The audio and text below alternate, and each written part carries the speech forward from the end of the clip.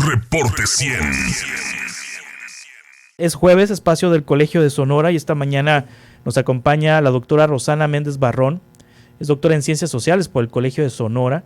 Es docente en la Universidad Estatal de Sonora, colaboradora en el CEGAP de Colson, pertenece a la línea Desarrollo Económico y Exclusión Social, y ha investigado el tema rezago productivo e inflación en México, implicaciones, y vaya que estamos en un contexto en donde en estos momentos, esta semana, la Federación pues ha anunciado a través del presidente que buscará una contención en los precios de 24 productos de la canasta básica o de 24 productos esenciales para frenar el aumento de precios y también para contener la inflación en nuestro país, que es cercana al 8%. Y para platicar justamente del escenario económico nacional de nuestro México, está con nosotros la doctora Méndez. Doctora, ¿cómo está? Buenos días.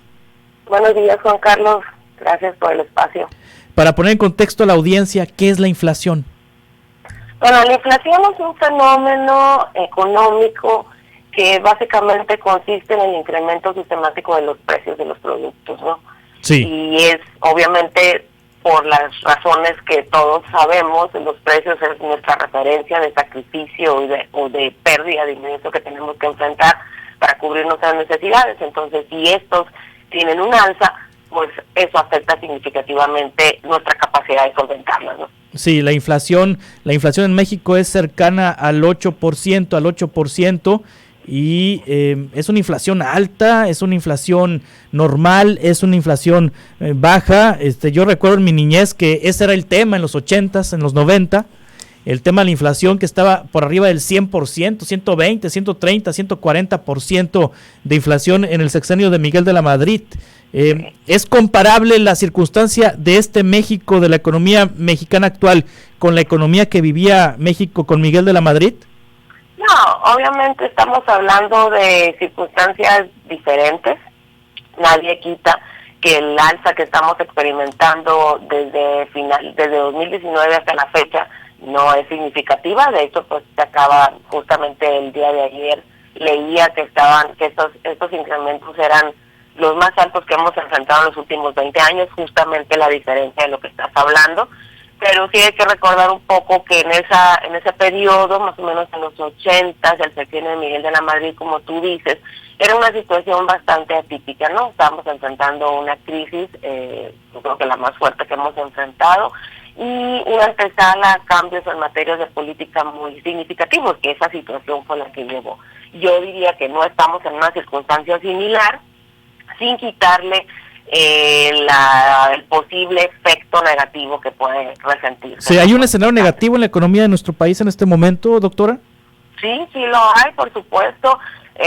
Justamente, ahorita que mencionabas el título de la colaboración, estamos enfrentando una situación de doble problemática, que es un rezago productivo, que quiere decir esto, bajo crecimiento del PIB, que hay que traerlo a colación. No es nada más resultado de la pandemia y de la crisis por COVID que experimentamos de 2020 y 2021, sino ya es un fenómeno que veníamos arrastrando desde 2019, incluso desde finales de 2018. Ya había amenazas, pero lo que se ha sumado a la situación es justamente esa alza de los precios, ¿no? Sí, este escenario negativo, ¿cuáles son las causas de este escenario negativo? Ya nos dice doctora Rosana Méndez, no es únicamente la pandemia. ¿Qué otros factores están contribuyendo a este escenario negativo de la economía mexicana? Mira, en términos nacionales, un problema reiterado que hemos tenido en México es la falta de inversión. Y en ese sentido, este ha sido un indicador que ha afectado especialmente la inversión en generación de capital, que quiere decir de inversión dura, no solamente de que las mismas empresas estén remitiendo recursos periodo tras periodo, sino que haya un crecimiento de la base productiva nacional. Y eso no se ha visto, ¿no? Eso ha sido un problema con lo que las autoridades han sufrido, digamos, para poder atraer inversión real al país, y no se ha dado. Y pues bueno, la pandemia fue un problema generalizado a nivel mundial que afectó esa capacidad de poder sustentarlo.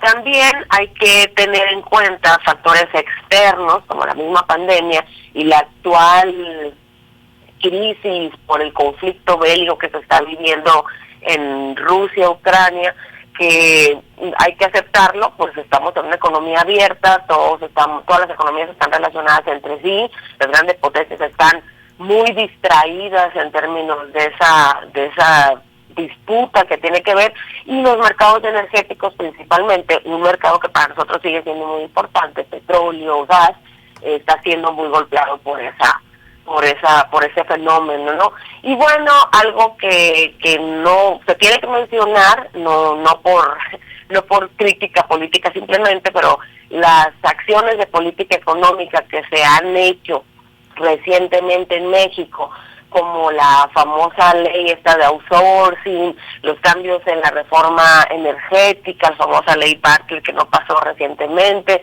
y muchos otros comunicados no abonan a este escenario de falta de inversión o de atractivo, o de México como una economía o base atractiva para la recepción de este tipo de flujos, ¿no? Sí, este escenario que nos describe a nivel nacional, doctora Rosana Méndez Barrón, doctora en Ciencias Sociales por el Colegio de Sonora, se replica en Sonora. ¿Cuál es la situación en el estado de Sonora? En el caso del estado de Sonora, ¿cuál es el escenario? ¿Tenemos un escenario positivo o negativo en la economía de Sonora? Fíjate que en el caso a nivel regional, pues obviamente la República es bastante amplia y diversa y heterogénea. Entonces, en el caso de Sonora, nosotros no estamos en una circunstancia tan... Afortunadamente hemos logrado compensar, somos de las entidades que tenemos recientemente crecimiento, digamos, bueno, sustentado 1% de crecimiento en el PIB, pero pues estamos hablando de que hay entidades que no pudieron superar esta senda, por ejemplo Nuevo León, Jalisco, están enfrentando crecimientos negativos, por ejemplo Coahuila, Aguascalientes, que son bastiones industriales a nivel nacional, están teniendo tasas de menos 3%, por ejemplo, cada uno, incluso la misma Ciudad de México. Sonora no, nosotros todavía estamos en la jugada, somos del segundo bloque de crecimiento positivo, e incluso dentro de los indicadores de precio también no estamos entre las entidades con mayor crecimiento en términos de precio, ¿no? Aunque igual eso no garantiza que pudiera haber afectaciones a futuro, ¿no? Sí, doctora, está el tema de la inflación ahorita como una de las preocupaciones más importantes de los mexicanos y también del gobierno. Esta semana anunció el presidente López Obrador que el próximo miércoles va a anunciar una política para tratar de contener la inflación. Esta política se prevé, lleva consigo el control de precios o establecer un pacto, como se le ha llamado también en el pasado, para que empresarios, productores, gobierno, trabajadores, busquen que haya una especie de control de precios en productos de la canasta básica, o se definan precios máximos de algunos productos. Al mismo tiempo, el Banco de México, pues así como ha ocurrido en otros países del mundo, ha aumentado la tasa de interés con el objetivo de desincentivar el consumo y frenar la inflación. Esto que está presentando el gobierno federal, que va a presentar el próximo miércoles ya con los detalles, es una situación positiva, que se puedan controlar los precios de los productos de la canasta básica. Sí, bueno, el control de precios es una medida que ya se ha aplicado en otras ocasiones y tuvo buenos resultados, ¿no? Entonces no hay tampoco que preocuparse. Otra cosa que es importante, Juan Carlos, y yo siempre lo digo, incluso cuando doy mis clases de economía, que por ejemplo el incremento de los precios es una condición relativa. Hay que ver otras cosas, justamente como lo que hemos dicho, y ahorita cuando tú comentabas de que en nuestra infancia, un tema muy reiterado era el crecimiento de los precios, y estábamos hablando de tasas de 100 o casi cercanas al 200%, ahorita no hemos alcanzado la barrera del 10%, y aunque pareciera simplista mi comentario, hay oportunidad, pues quiere decir, hay márgenes. En ese sentido, creo que ese tipo de estrategias y políticas que desde el sector público se orientan pueden ser de apoyo para sostener embates al consumo y dar oportunidad a que el mismo sistema pueda rectificar, ¿no? Estamos en una circunstancia global difícil, no solamente es el caso de México, entonces hay que esperar que pase al cierre de año justamente con el incremento de los precios y ver si se puede contener en ese sentido. Y creo, yo puedo ser optimista de que no estamos en un escenario tan catastrófico como el que se podría pensar. Sí, o sea, ha habido momentos más complicados en nuestra economía.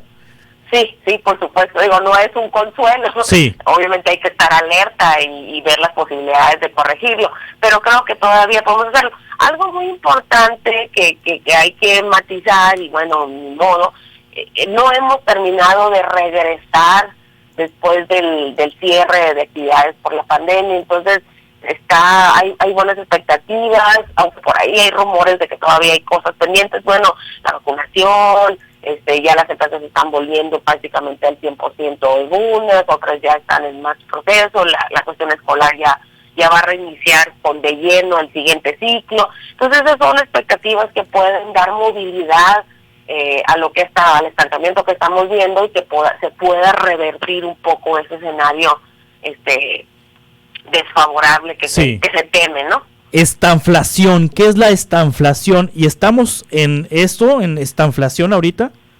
Bueno, la estanflación es un fenómeno donde se relacionan justamente estos dos fenómenos: bajo crecimiento y alto crecimiento constante de los precios. Hay un debate ahí entre varios de los analistas. Algunos analistas, los más, digamos, catastrofistas, señalan que México ya está en un escenario de estanflación. Algunos no. Este es un temor incluso a nivel internacional. Muchas economías de Estados Unidos también han enfrentado una ola de incremento de los precios, entonces también la Reserva Federal está alerta a eso. Como te decía ahorita, podríamos decir que estamos en una antesala, pero eso faltaría ver cómo cerramos 2022 y si el crecimiento de la producción no se mantiene. De hecho, el crecimiento del PIB en 2021 fue positivo. Obviamente no fue suficiente para compensar la caída que experimentamos en 2020, pero fue positivo. Entonces, bueno, cabe la oportunidad de que ese crecimiento se pueda mantener, al menos sostenerse por este año, y eso sea una especie como de control al proceso estanflacionario que pudiéramos dar, ¿no? Puede ser una oportunidad. Ahí creo que es una llamada de alerta para las autoridades nacionales, de que pues pongan más leña al fuego para incentivar la inversión, para tratar de crear un discurso más positivo, más atractivo para la inversión. La inversión en el pasado fue nuestra balsa de salvación en esos periodos de crisis que justamente tú comentabas hace rato. Bueno, entonces hay que buscarlo por ahí. Sí, hoy de hecho pues salen cifras de las importaciones y las exportaciones. No andamos tan mal en materia de exportaciones en nuestro país. Hay una cifra importante en materia de exportaciones. Si no hay inversión, como usted nos dice, suficiente, ¿es tabla de salvación la parte de las exportaciones? Sí, bueno, las exportaciones, la captación de divisas mediante las exportaciones siempre es un aliciente. Sin embargo, hay que recordar que nosotros también no somos, no logramos cubrir la base de insumos que utilizamos en nuestra economía, y buena parte de eso las importamos, ¿no? Entonces, el incremento de las exportaciones puede compensar esa diferencia, pero sí se necesita tener un remanente excedente, y ahí la inversión es significativa. Y ese es otro indicador que se ha discutido, que también se ha mantenido, pero no ha aumentado. Quienes dicen que tenemos el mismo nivel de inversión que teníamos hace 10 años, pues. Entonces ya es necesario que vayamos aumentando esa capacidad de recepción, ¿no? En materia económica, ¿estaríamos mejor con José Antonio Meade?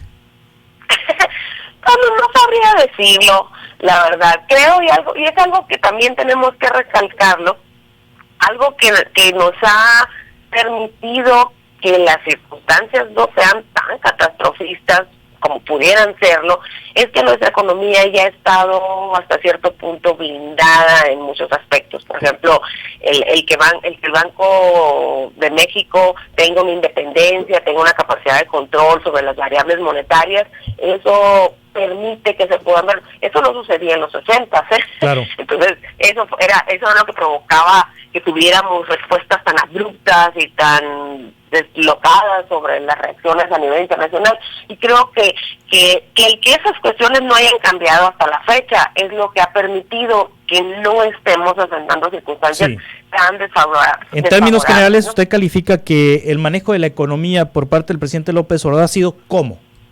¿Bueno, malo, positivo, negativo?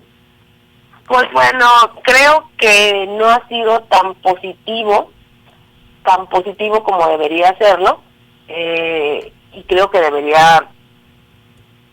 deberían pensar en una idea de más apertura, de más responsabilidad, y recordar que somos una economía que se inmerge en un mercado internacional y por lo tanto tenemos que estar al tanto y de acuerdo con esas circunstancias.